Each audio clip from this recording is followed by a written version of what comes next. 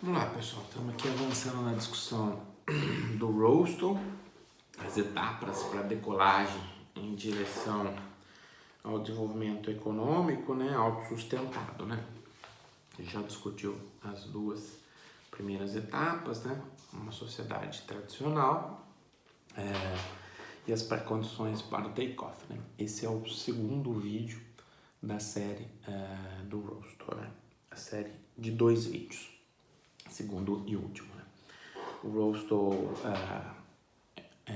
tem suas contribuições lá no bojo do pós-Segunda Guerra Mundial.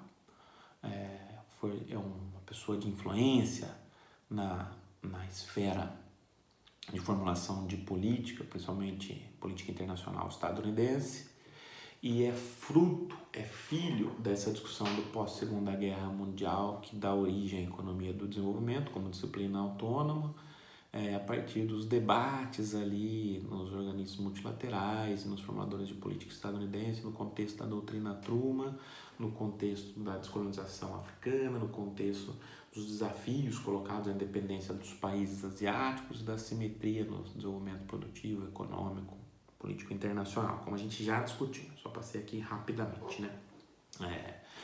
Ele tem como referência a perspectiva do desenvolvimento levando em consideração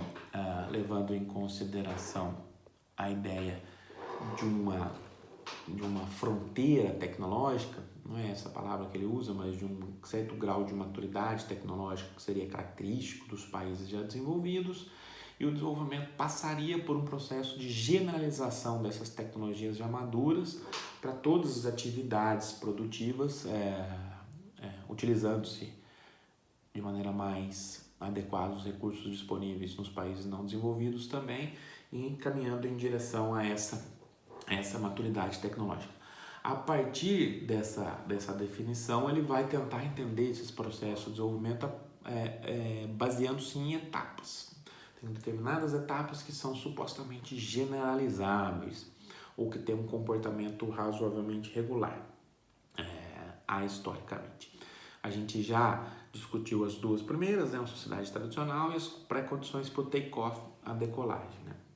A terceira etapa, a decolagem, é o seguinte, olha, a partir do momento em que aquelas pré-condições colocadas, apresentadas, já estão disponíveis, ou seja, eu já tenho uma geração de excedente na agricultura que me permita um processo de urbanização, que me permita um processo de acumulação forte com redirecionamento de recursos para outras atividades produtivas, que me permita a importação de máquinas e equipamentos, que me permita o aumento do mercado, das relações monetárias, da complexificação das atividades econômicas. A partir do momento em que essa transformação na agricultura permita uma transição via desenvolvimento do progresso técnico em outras atividades, permita que antes disso, né, eu tenha um avanço no processo de proletarização, de mercantilização da terra e do trabalho. Tudo isso vai colocar os pré-requisitos para o take-off, né? Mas como vai ocorrer essa decolagem? Você entendeu o Rostow como filho do seu tempo, né? Ele fala, olha, a decolagem, a partir desses pré-requisitos já colocados, vai ser muito dependente da atuação do Estado, certo? O Estado vai ser o vetor desse processo de decolagem. Interessante, né? Uma discussão ali nos círculos convencionais, ortodoxos, dos organismos multilaterais, dos formadores de política estadunidense, mas mesmo assim o papel do Estado é muito colocado naquele momento histórico, né? Como fundamental para esse processo de desenvolvimento, bem diferente das discussões nesses mesmos círculos no final dos anos 80 para cá, né? Mas o Rostow vai falar, o Estado tem um papel fundamental. Tem um papel fundamental de puxar esse processo. Puxar como? A partir do investimento. Olha, já tem uma transição de recursos da agricultura para outras áreas. Eu tenho uma forma de ver a ciência de maneira diferente que está subjugada ao processo técnico. O investimento vai ser central, porque eu já tenho capacidade de acumulação derivada do progresso técnico na agricultura. Investimento puxado por quê? Pelo Estado. Qual tipo de investimento? Investimento em infraestrutura. Investimento em infraestrutura vai ser um vetor fundamental para esse processo no primeiro momento. Mas o que motivaria, com todos os impactos transversais que isso tem, mas o que motivaria o Estado a avançar nesse processo? Vai falar, olha, de novo, o Rostow é, como todos nós somos, né, filho do seu tempo. Ele vai falar, essa ideia da modernização, em geral, ela é capitaneada pelo Estado e ela é muito motivada por questões nacionalistas como reação a supostas ameaças externas.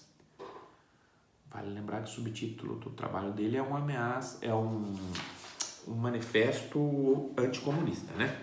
Então ele está falando o seguinte, olha, eu tenho uma suposta ameaça externa na perspectiva do foro em que ele se insere, mas poderiam ser outras, e capitaneadas pelo nacionalismo, uma questão militar latente, o Estado entenderia, num cenário de acirramento das concorrências interestatais e intercapitalistas, a necessidade de avançar no processo de modernização. Olha só, é a partir daí que motivaria-se o avanço da decolagem, da modernização. Além do investimento estatal, a partir dessa lógica nacionalista, outro elemento importante na perspectiva do Rostow é, olha, para que haja essa decolagem mesmo, também é necessário que tenha alguns setores, um ou outro setor com grande grau de espraiamento, de linkages, de encadeamentos na sociedade, na economia, crescendo a taxas bastante elevadas, investindo muito fortemente e com alta capacidade de reinvestimento. Na maior parte dos casos, nos processos de industrialização atrasada, como a gente diz, esses setores basicamente se confundem com o complexo ferroviário.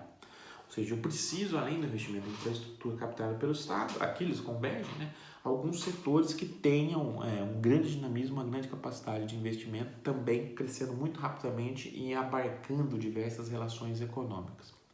Mas só isso é necessário? Não. Talvez aqui uma discussão importante também. Em paralelo ao avanço desse investimento desses setores, é necessário que haja uma permanente transformação das instituições e da política, no arcabouço institucional e no arcabouço político, em direção a essa transição. Ou seja, o arcabouço político e institucional característico daquelas sociedades arcaicas, baseadas no imobilismo, baseadas em uma forma de organização da propriedade, uma forma das relações, das integrações de mercado, das organizações, da organização dos fluxos comerciais, na organização do Estado, na organização tributária, na ação do Estado, na organização dos capitais privados, na gestação, tudo isso precisa mudar paralelamente a essa decolagem. Então é necessário ter, além desses requisitos econômicos, uma coevolução, uma evolução ao mesmo tempo das transformações políticas e institucionais adequadas a esse novo arcabouço que está sendo colocado, em direção a uma maturidade tecnológica já ocupada por alguns países. Então, preciso ter instituições, regras, padrões políticos que sejam aderentes a essa lógica da reprodução do capital em escala ampliada a partir dessa modernização. Então, esse também é um elemento importante. Passa pela ação do Estado. Mas uma crítica a gente pode fazer, né? Olha, até que ponto isso é generalizável? É a discussão do Chang, inclusive diversos outros autores institucionalistas fazem isso melhor que o Chang até, mas a discussão dele no Chutando a Escada no seguinte sentido, olha, quais são as instituições corretas? Então, no fundo, aqui, o Rostow, que está escrevendo lá na década de 50, está dialogando, está criando as bases para esse diálogo que vai vir depois, né? Essa terceira etapa. A quarta etapa, que é a marcha para a maturidade, nessa etapa já se observa a consolidação de uma transformação industrial relevante, ou seja, eu já tenho diversos outros setores surgindo e substituindo aquele que era o fundamental para o dinamismo inicial, ou pelo menos complementando-os. Já tem mais uma generalização daquelas formas de produção, aquelas atividades tecnológicas que a gente discutiu no primeiro vídeo, para diversos outros setores e atividades, como a modernização da atividade econômica. Já estou aqui numa quarta etapa, numa marcha para a maturidade das estratégias de desenvolvimento dos países, né? E esses setores se desenvolvem, mas na perspectiva do Rostow, as economias que vão avançando nessa direção não necessariamente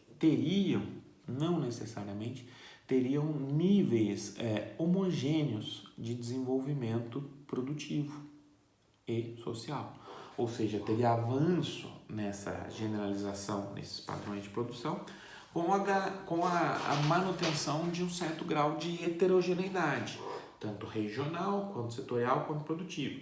Seria ponto, olha, não necessariamente ocorreria um grande grau de homogeneidade nessa marcha para a maturidade, apesar dela ser uma característica importante desse avanço no sentido do desenvolvimento, né? A quinta etapa, por fim, na perspectiva do Rostow, seria aquela de a era do consumo de massas. Aqui ele vai falar, olha, nesse momento a sociedade parece já ter se libertado da maior parte dos problemas materiais. A questão da produção, a questão da reprodução material, dado um nível de renda elevado já então, na perspectiva dele, não seriam tantos principais problemas. Então eu já vou redirecionar os problemas da sociedade para outros pontos. Outras questões começam a sugerir. Olha só, ele está começando lá na sociedade tradicional, nos pré-requisitos, depois como gerar excedente, como transitar, como decolar, como generalizar, para algo já onde os problemas da sociedade já se colocam de maneira muito distinta, para muito além da dimensão da produção e da reprodução. Como eu já tenho saciadas, de alguma maneira, essas dimensões, não saciada no sentido de digamos assim, no sentido de suprimir todos os desejos, no sentido de resolver todos os problemas de homogeneidade também, né? Mas a lógica da sociedade já começa a se reorganizar em direção a outros pontos. Começam-se a surgir outras questões, a sociedade já pode, nessa era do consumo de massa, começar a pensar em questões, dedicar-se mais à cultura, ao lazer, ao tempo livre. Começam a surgir no sentido de como lidar com o tédio, ele falando, como lidar com as suas relações não materiais, como colocar mais ênfase na cultura como forma de desenvolvimento pleno do cidadão também. É nesse momento em que começam a começa a ter o debate, na visão dele, da transição para uma gestação de um certo estado de bem-estar social. Estou pensando em outras questões para além apenas da reprodução material, como garantir emprego de qualidade, como garantir uma vida estável, em que o cidadão possa se desenvolver plenamente, para além das questões econômicas. Então, a sociedade, nessa quinta fase, que ele chama de era de consumo de massa, já estaria muito mais liberta das amarras produtivas. Estou pensando em bem-estar social, estou pensando em uma vida digna, estou pensando em lazer, em cultura, em como lidar com o tédio, estou pensando em questões geopolíticas, importante, a preocupação dele com o avanço do socialismo, do comunismo, estou pensando qual é o meu posicionamento no mundo. Tudo isso já estaria característico de uma quinta fase, de uma quinta etapa do desenvolvimento nos termos do Rostow. Então esse seria mais ou menos o caminho na interpretação dele, né? As sociedades poderiam escolher como, a partir de certo ponto, seu excedente seria cada vez mais apropriado, né? Algumas críticas, né, a essa interpretação, né? O próprio Rostow vai falar o seguinte, olha, na verdade eu tenho uma preocupação grande com o avanço do comunismo, com o avanço do nos termos dele, né, do comunismo. Então a ideia era tentar fomentar o desenvolvimento de potências médias capazes de barrar esse avanço do comunismo, né?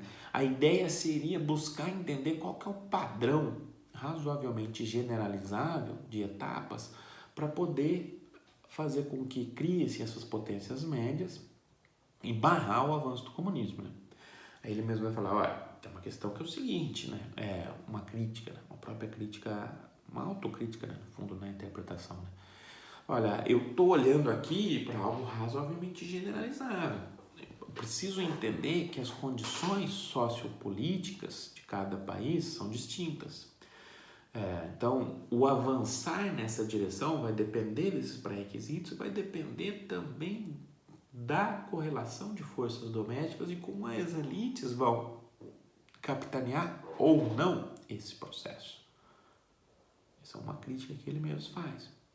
Além disso, as condições para se avançar nessa direção são muito complexas, dado que eu já tenho um nível de desenvolvimento bastante consolidado nos principais países.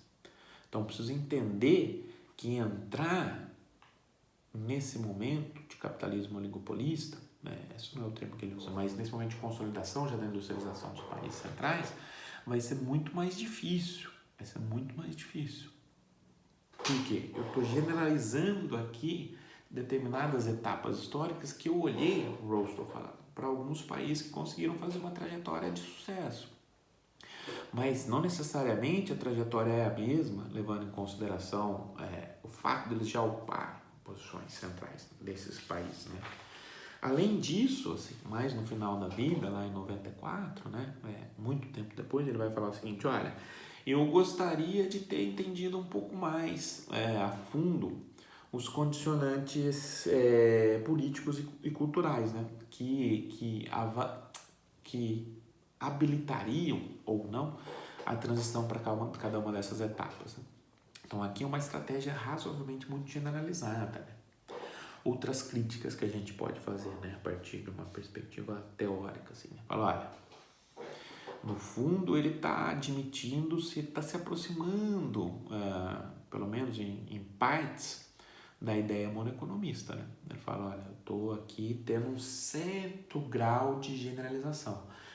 Tem um elemento histórico importante, como ele mesmo coloca. Atemporal importante, isso é uma crítica importante, é uma limitação importante à sua interpretação. Há certos graus de generalização, há possibilidade de generalização? São perguntas importantes a serem feitas. Ele não está olhando ali o comércio internacional como automaticamente levando à convergência, não é isso. Mas será que essa generalização desse padrão que foi muito característico dos países de industrialização tardia, atrasada, desculpa, é generalizável? Isso é um ponto importante. Outro ponto importante ali a partir da perspectiva crítica cepalina, né? Olha, eu preciso entender o subdesenvolvimento como uma face do desenvolvimento. Então, essa é a principal crítica. O nível baixo de desenvolvimento não é uma etapa. O subdesenvolvimento, em termos cepalinos, não é uma etapa que vai ser superada naturalmente. Em hipótese alguma. Ela é condição, ela é desdobramento do processo de avanço das economias capitalistas em direção a economias atrasadas. É a penetração das economias capitalistas avançadas e economias atrasadas que caracterizam o nascimento desse subdesenvolvimento, entendido como tal. Ou seja, o subdesenvolvimento existe em paralelo ao desenvolvimento e ele é reforçado pelo avanço das estratégias de desenvolvimento dos países centrais. Por quê? Porque eu tenho uma relação hierárquica na divisão internacional do trabalho. Eu tenho uma relação assimétrica, como a gente vai discutir depois tudo com mais ênfase. Mas na perspectiva cepalina eu estou colocando o seguinte, olha, na verdade eu preciso entender a condição periférica como uma condição específica e entender o subdesenvolvimento como uma condição específica dessas nações periféricas nesse cenário de reforço do subdesenvolvimento em paralelo ao avanço do desenvolvimento dos países centrais. São faces da mesma moeda. Então não dá para eu entender de maneira generalizável esse processo. Não dá para eu entendê-lo de maneira etapista, esse processo. Mas mais uma crítica à perspectiva do Rousseau, né? Como eu vou generalizar políticas e instituições? Como eu vou generalizar esses caminhos? Outra crítica. Além disso, talvez uma certa,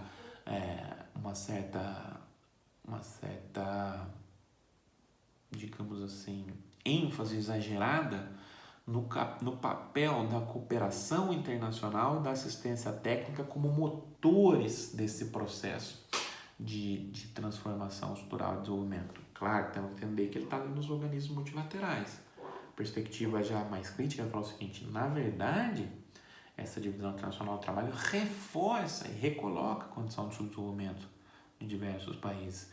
Ela não deve ser entendida como um instrumento para se contornar uma certa etapa. Essas algumas das críticas colocadas na perspectiva do Rousseau.